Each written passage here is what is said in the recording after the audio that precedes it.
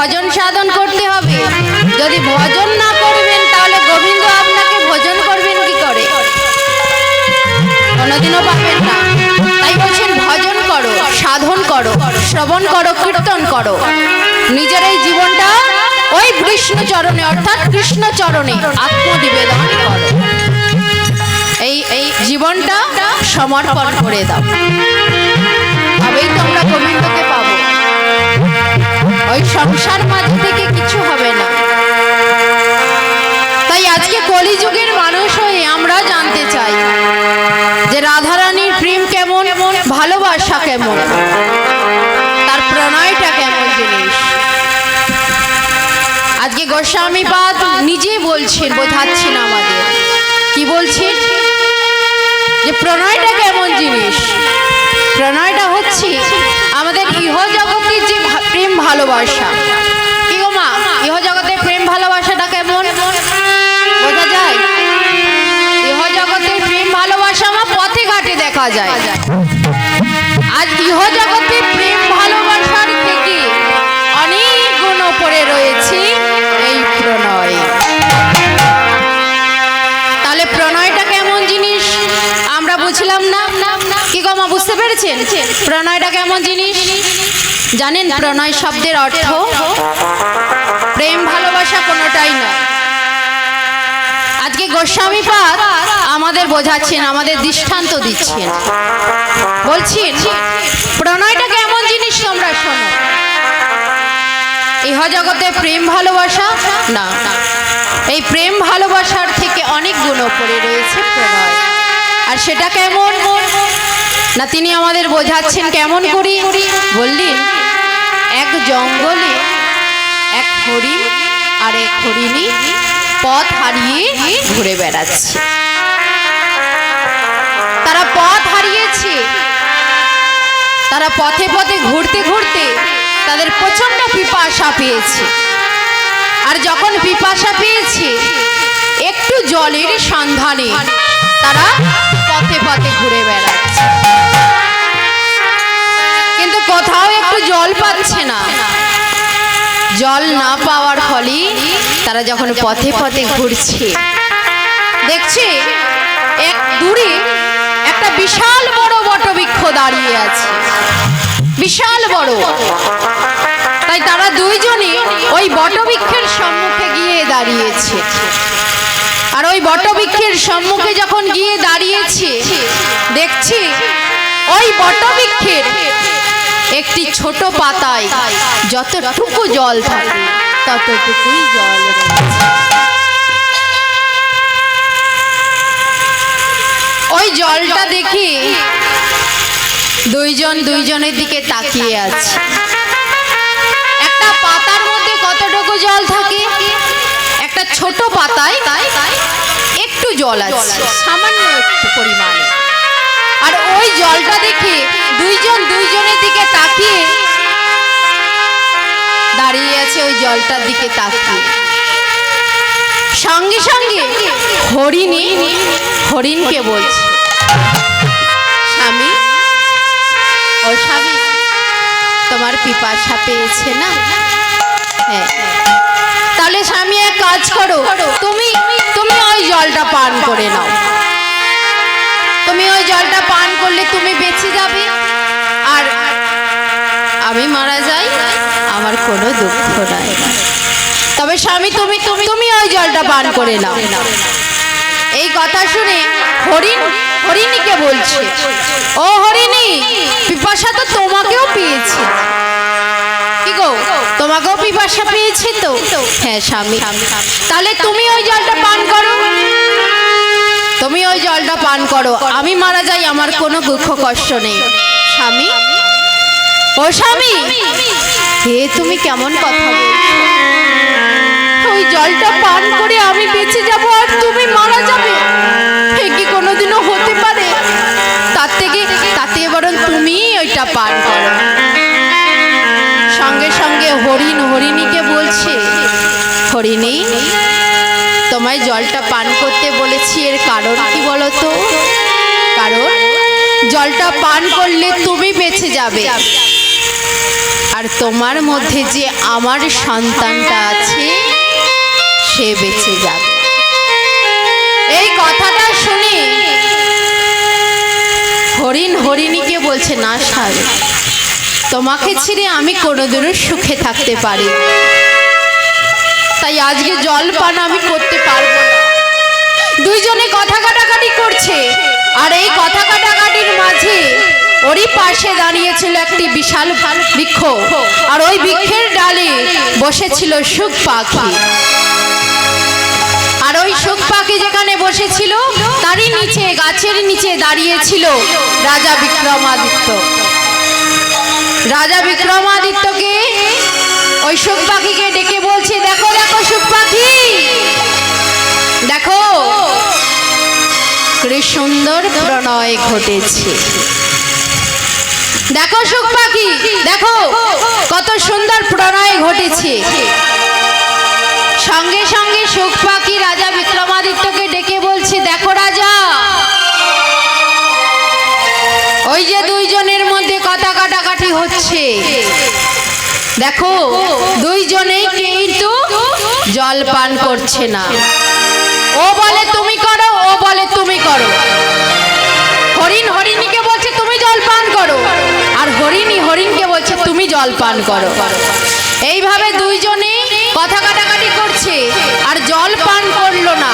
জল পান না করার ফলে দুইজনে নিতাই গৌরে হরিবল হয়ে গেল। অর্থাৎ আমাদের ভাষায় যেটা বলি, দুইজনেই মারা গেল। দুইজনেই মারা গেছে। সঙ্গে সঙ্গে চোখ পাখি রাজা বিক্রমাদিত্যকে ডেকে বলছি, দেখো রাজা, এটাকে প্রণয় বলে? এটাকে প্রণয় বলে? না না না, এটাকে প্রণয় বলে না। তাহলে বলো সুখ পাখি, প্রণয় কাকে বলে? প্রণয় হচ্ছে একজন পান করিলে বাঁচিত দুইজন, এটাই তো প্রণয় বলে যথার্থ মিলন। একজন পান করিলে দুইজন বাঁচবে, যেমন রাধারানী আর গোবিন্দ। রাধারানীর সুখে গোবিন্দের সুখ, রাধারানীর দুঃখে গোবিন্দের দুঃখ। আবার বলছি, গোবিন্দ যদি সেবা করে রাধারানীর সেবা হয়ে যায়, আবার রাধারানী যদি সেবা করে গোবিন্দের সেবা হয়ে যায়। কেমন করি? না এটাকেই প্রণয় বলে। একজন পান করলে দুইজন বাঁচবে, একজন সেবা করলে অন্যের সেবা হয়ে যাবে। একজনের দুঃখ হলে, কষ্ট হলে অন্যজনের দুঃখ কষ্ট হয়, এটাকেই প্রণয় বলে। তাহলে প্রণয়টা কেমন জিনিস বোঝা গেছে। আমাদের ইহজগতে প্রেম ভালোবাসার মধ্যে নয়, একজন কষ্ট পেলে আরেকজন কষ্ট পাবে, এটাকেই হচ্ছে প্রণয় বলে। তাই আজকে প্রেমানন্দ দাস ঠাকুর তিনি বলে উঠেছেন, এই কলির যুগে না মা, কলির মানুষকে, আমাদের মতো হতভাগ্য জীবকে বলছেন, কি বললেন? প্রণমঃ কলিযুগ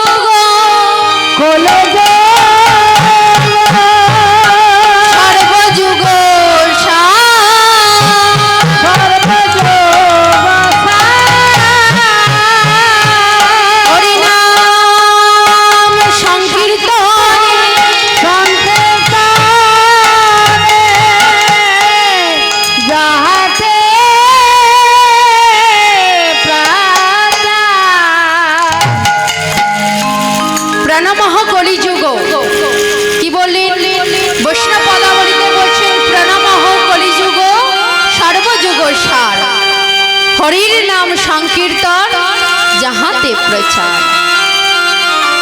এই কলিযুগে প্রণাম করতে বললেন কি না? প্রেমানন্দ দাস ঠাকুর। তিনি এই কলিযুগে প্রণাম করতে বলছেন, জানতে বলছেন, চিনতে বলেছেন, আর বলেছেন এই কলিযুগ হচ্ছে সর্বসিদ্ধির সার। এই কলিযুগের মতো আর অন্য কোনো যুগ হয় না। তাই আজকে প্রেমানন্দ দাস ঠাকুর যখন এই কথা বলছেন যে প্রণাম করো, জানো মানো চিনো, সঙ্গে সঙ্গে তাকে একজন বাধা দিচ্ছেন, এই যে দাঁড়ান দাঁড়ান, আপনি যে কলিযুগে প্রণাম করতে বলছেন তা আপনার জানা আছে কলিযুগের দশাটা কি? এই কলিযুগের দশাটা কি জানা আছে? তবে শুনুন, এই কলিযুগের দশাটা কি না, এই কলিযুগে বাবা যেটা ঘটার নয় সেটাই ঘটে, যেটা হবার নয় সেটাই হয়। আবার এই কলিযুগের মানুষকে যদি হাতে পায়ে ধরে ভালো ভালো জিনিস দেওয়া হয়, এই কলিযুগের মানুষ নেবে? নেবে না। হাতে পায়ে ধরে ভালো ভালো জিনিস দেওয়া হচ্ছে, তবু নেবে না। কেন? না, সজা সজা মানুষ তো না। মনটা সোজা হলে কি হবে? মনের ভেতরে আমাদের বাক্কা অহংকারে ভরা। কেন নেব ওর জিনিস? ওর জিনিস কেন নেব? তাই নিলাম না। কিন্তু যখন প্রেমানন্দ দাস ঠাকুরকে বলছেন যে এই কলিযুগের দশার কথা জানো, এই কলিযুগে যেটা ঘটার নয় সেটাই ঘটে। তো আজকালকার দিনে খবরে পড়বে মানুষের মানবিকতা হারিয়ে গেছে। তাই আজকে যিনি বাধা দিয়েছেন তিনি হলেন ভক্ত তুলসী দাস। এই ভক্ত তুলসী দাস এই কলিযুগের দশার কথা তুলে ধরেছেন। এই কলিযুগের দশার কথাটা কেমন না, তিনি বলছেন সচ কাহি তো মারে লাঠা, ঝুটা জগত ভুলায়, ঝুটা জগত ভুলায়, গোরাস গলি গলি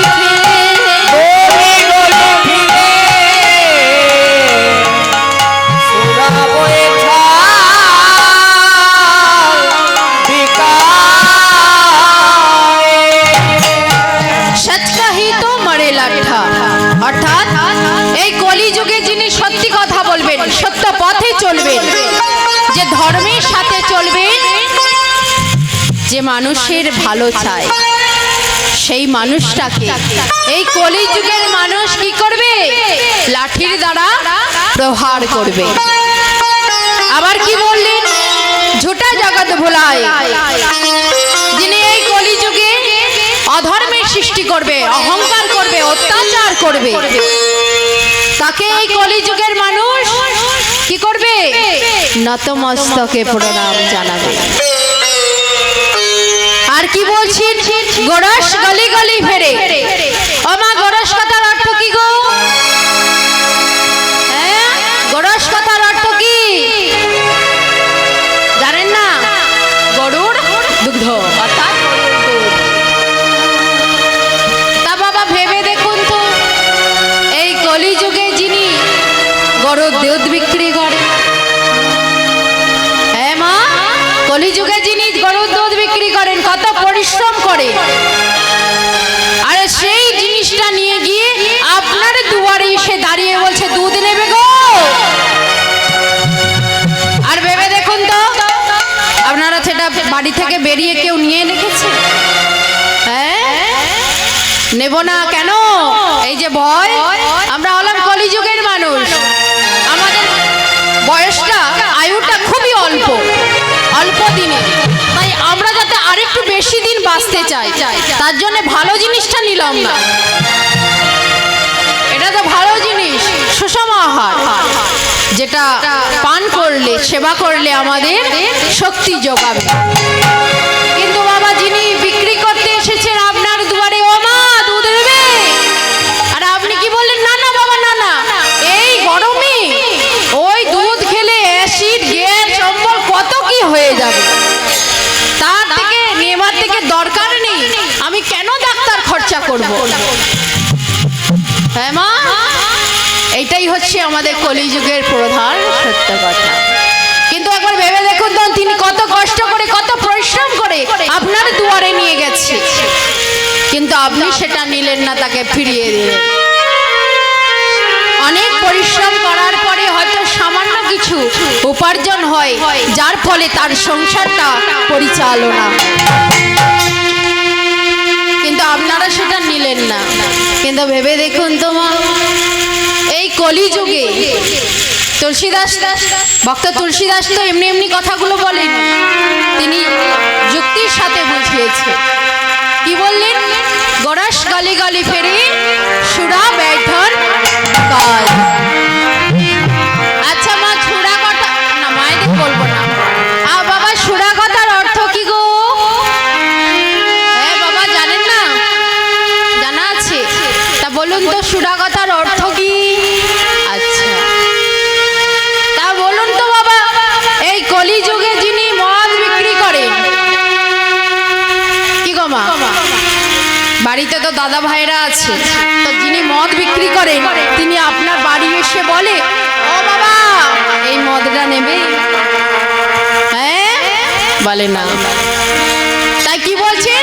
সুরা ব্যাঠনে বিকায়। কলিযুগের মানুষকে ভালো জিনিসটা দিতে এলো, হাতে পায়ে ধরে দিতে এলো, কিন্তু নিল না। কিন্তু যেটা আপনার লাগবে না, কি করছি? সেই মানুষটা যদি জঙ্গলের মধ্যে গিয়ে বসে থাকে, আমার এই কলিযুগের যুব শিক্ষিত সমাজ ওই মদটা কেনবার জন্য ওই জঙ্গলে গিয়ে লাইন দেবেন। তাই কি গো বাবা, ধ্রুব সত্য কথা, কি গো মা, সত্য কথা। তাই ভক্ত তুলসীদাস তো এমনি এমনি বলেনি। আর যখন এই কথা বলছেন প্রেমানন্দ দাস ঠাকুর, তিনি বলছেন, আপনি যে এমন করে বলছেন, তা বাবা এটা কি কলিযুগের দশা? মা, ও বাবা, এটা কলিযুগের দশা? না না বাবা, এটা কলিযুগের না, আমাদের মতো কলির জীবের দশা। আমাদের মতো কলিযুগের জীবের, হতভাগ্য জীবের দশা, যে কিনা ধর্ম কর্ম সবকিছু জলাঞ্জলি দিয়ে আজ অধর্মের পথে ছুটছে, অহংকারে মারছে। বাড়িতে মা বাবা আছে, তাদের সেবা করে না। মা সেবা করে? আপনার সন্তানকে বলবেন তো, বাবা আপনার নাতি নাতনি তো আছে, একটু বলবেন তো যে বাবা গুরুজনেরা বাড়িতে আছে, একটু প্রণাম করবে। আপনার পায়ে ছুঁয়ে প্রণাম করবে? কি গো মা, প্রণাম করে? আপনাকে কি বলবে? ও মা, ওনার পায়ে কত রোগ জীবাণু আছে। আবার সেকালের মানুষ তো জুতো পরে না, কত রোগ জীবাণু আছে। আর ওই চরণ স্পর্শ করলে আমাদের শরীরে রোগ জীবাণু সবে জড়িয়ে যাবে। তাই প্রণাম করব না, বাবা মার সেবা করব না। সন্তানকে এত কষ্ট করে জন্ম দিলাম, আর সে সন্তান যদি আজ বলে না বাবা মা আমার কেউ না, কিন্তু দেখবেন বাবা মাকে প্রণাম করলো না। আর যদি আজ স্ত্রীর বাবা মা আসে বা আপনার পুত্রবধূর বাবা মা আসে, কি গো মা, আপনার পুত্রবধূর বাবা মা এসেছেন, অর্থাৎ আপনার পুত্রের শ্বশুর শাশুড়ি এসেছে, আপনার ছেলে আর বৌমা কি করবে? আপনাকে তো প্রণাম করলো না, কিন্তু আপনার ছেলে আর বৌমা ওই তার বাবা মাকে নতমস্তকে প্রণাম জানাবেন। তাই গৌরে হরি বল। এই হচ্ছে ধ্রুব সত্য কথা। তাই ভক্ত তুলসীদাস বলছেন, বাবা একটা ইটের ওপরে আর একটা ইট রেখে কোনোদিনও বাড়ি হয় না। হয়? ও বাবা, বাড়ি তো বানিয়েছেন, একটা ইটের ওপরে আরেকটা ইট রেখে বাড়ি হয়? হয় না। তাহলে কি করতে হয়? ওর মাঝে সিমেন্টের প্রলেপ দিতে হয়, যাতে মজবুত থাকে। মজবুত করার জন্য সিমেন্ট লাগানো হয়। তেমনই বলছি, তুমি তোমার সন্তানকে মানুষ করেছো, পড়াশোনা শিখিয়েছো, চাকরি করিয়েছো, কিন্তু তার মধ্যে ধর্ম চেতনা জ্ঞান বলে কিছু দাওনি।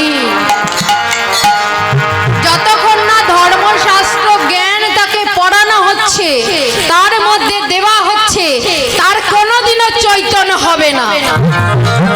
তাহলে আপনার সেবা করবে কেমন করে? আপনি যদি না তাকে শেখাবে, আপনি যদি শিক্ষাটা না দিলেন, তাহলে তার মধ্যে ধর্ম চেতনা বোধ আসবে কি করে? তাহলে আপনার সেবা করবে না, সেটা আপনাকে শেখাতে হবে।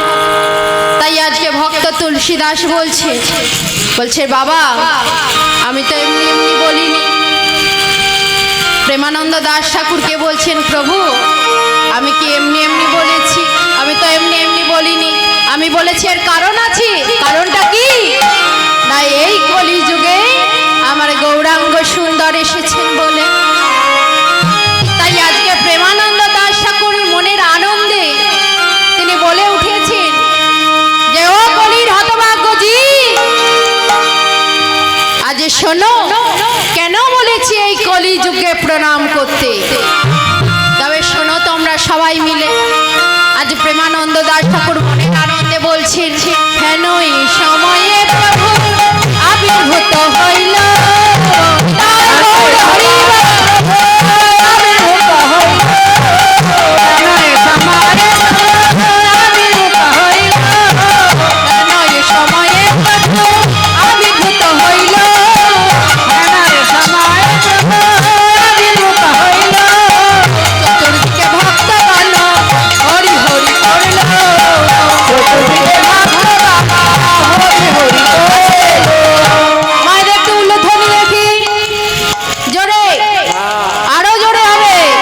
চতুর্দিকে ভক্ত